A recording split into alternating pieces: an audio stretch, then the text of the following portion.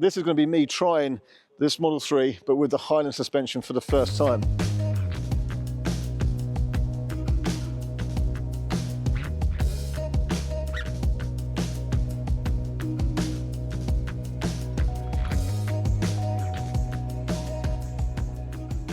Ever since the Model 3 arrived in the UK, I've been an owner of one. I was there on the very first day. A fantastic car. This is miles, quite well known recently, 222,000 miles in just over 3 years.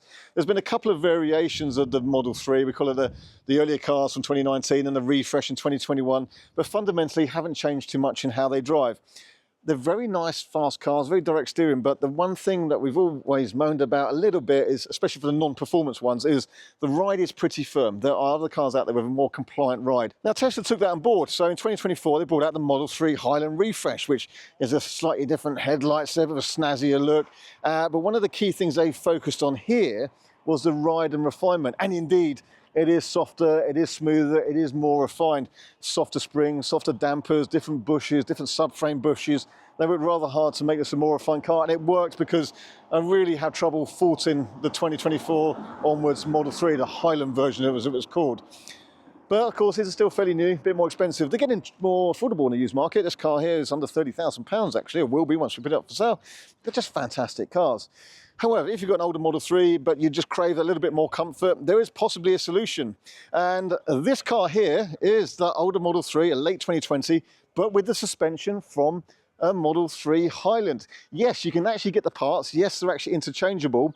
Now, let's pause the video there, because what I want to make clear in this video is that I'm not going to tell you everything about how to do it and every single nut and bolt that needs to be different to make it happen. I'm not going to do a video about the how-to guide.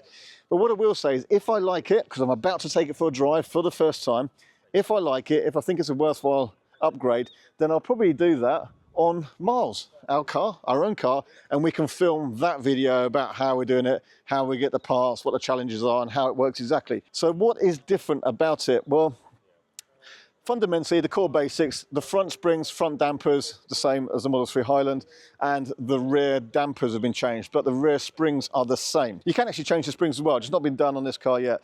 And there are some people online on various forums that you will see have done this now, but basically, a modification that could cost about £850, excluding any labour. The chap that did this did it himself.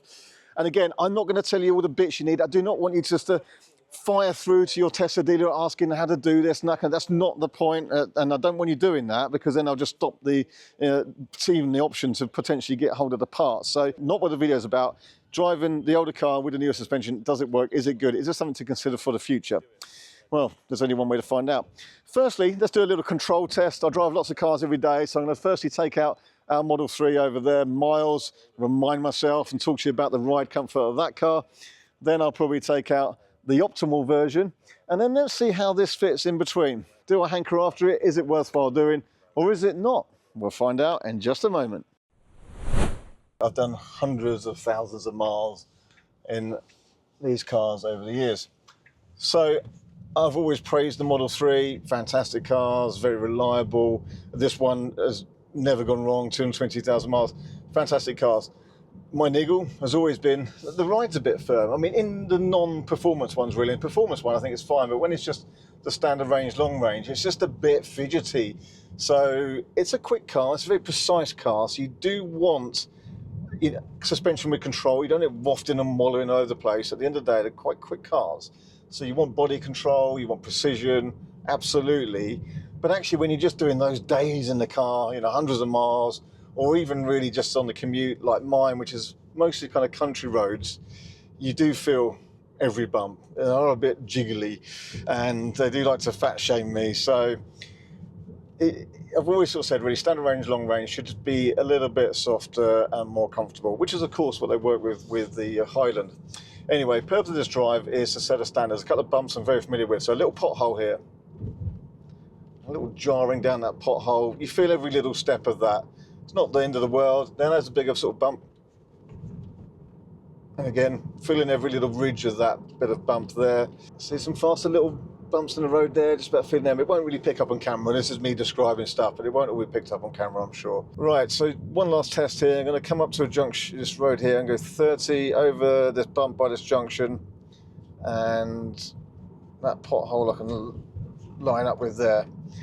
And it's a pothole on just one side of the car, so there was a notable movement in the car, and again, I felt it. And some cars really do waft over that.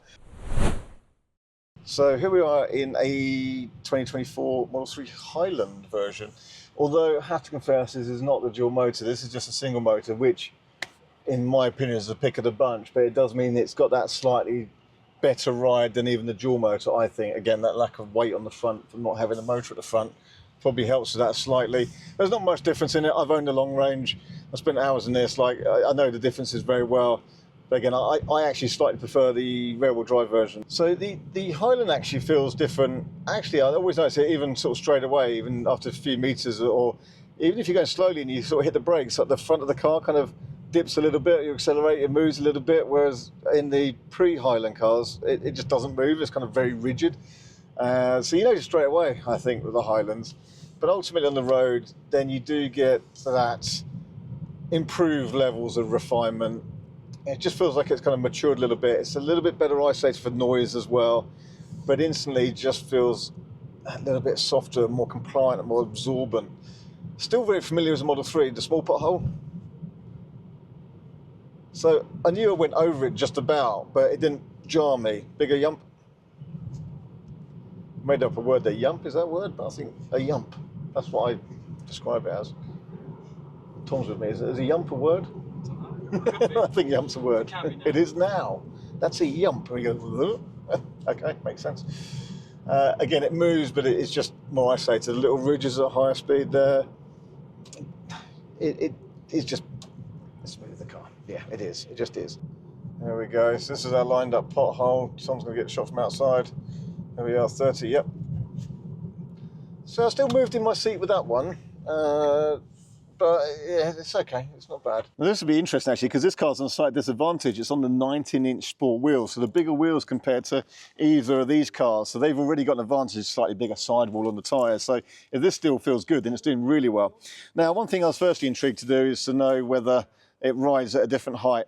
We're on a fairly flat ground here. I've gone around and measured all the cars, and I can't really find any discernible difference. So maybe there's a tiny bit, maybe there isn't, but it doesn't sit notably higher or lower than the other cars we have here. Anyway, let's get this out for a drive. Okay, first drive in this car then. Let's have a feel. Now, initially there's a little ridge in the road here that I know very well. I've driven over it and just about everything. So let's see firstly how it goes over that. There we go. Well, that's more comfortable, isn't it? So straight away, I'm just doing little jabs of throttle now because the front end just moves that bit more compared to our older car Miles with the standard firm suspension. So there's a little bit more movement on the front there, but even though that little ridge, there's a very sort of short, sharp bump, so you got that initial movement there. What was interesting, I was just speaking to the owner about this, you get the old shock absorbers, and because they're separate to the spring, unlike the front, which is all one unit, you push the shock absorbers down, and the new ones are very different. So they spring up back to position twice as quick as the old ones, so they're just much softer shock absorbers. So especially on those little ridges, it can just move faster, quicker. So that's why even just a shock change on the back is enough. Now, what he was saying as well, which I can't test here now because this isn't my car, I'm not on a track or anything, but he said if you really push on firm, he's feeling a bit more movement at the back. Now that would make sense because it's still got maybe slightly stiffer springs compared to the Highland, but the softer dampers, you've got that stiffness, but then with the soft damping, if you're sort of driving quite hard and around a corner with some bumps in it, then that's going to have a different feeling about it. I think you'd have to be driving pretty hard to pick it apart, but anyway, right, the pothole test. Good, good. And then the yump. Okay, so there, that was quite interesting. The back end moved and it's softer, but it just had that, you know, almost like it then has to settle. Whereas the old car's so firm, it just goes,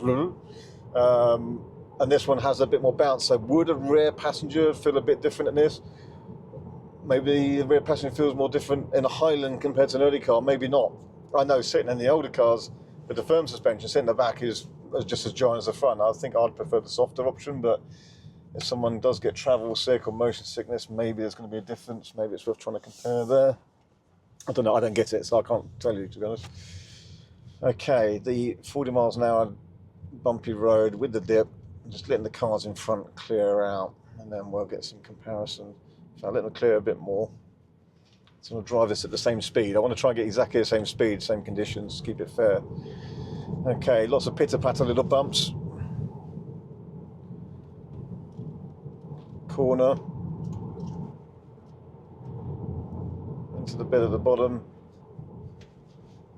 Oh, that's better.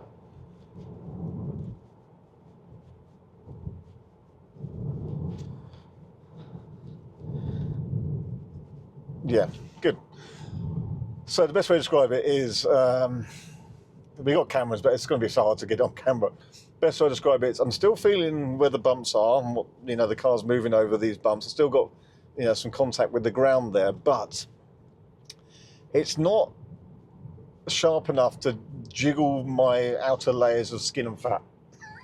Does that make sense? So it doesn't feel like it's translating through my body as much. So it is definitely a better ride than our car with the original firm suspension.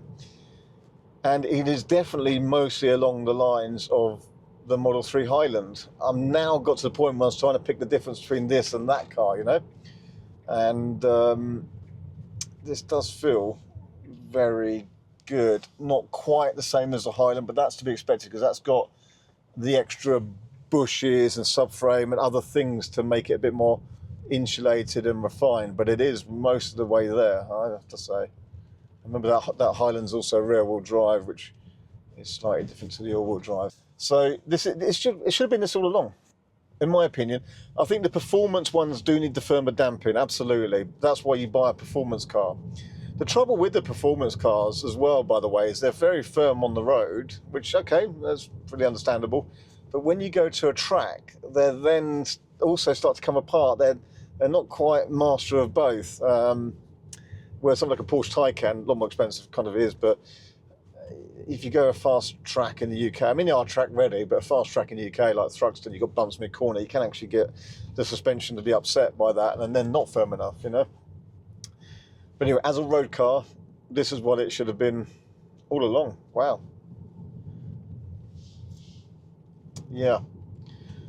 Oh, this is great. Okay, what I'm going to do in a minute is I'm going to get Serge to also jump in because Miles there is driven daily by Serge. He's a driver of that car every day, mostly. I jump in and out of it a lot, but he does most of his driving in that car. So let's get him to drive this car, and then he can give us his reaction.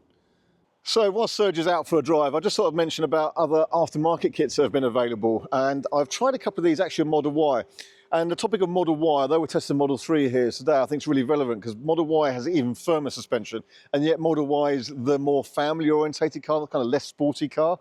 So again, Model Y, if it's not a performance, is definitely feeling too firm. It's always been a bit firmer than 3 anyway, but because of what it is, it just feels too firm. It should be much softer.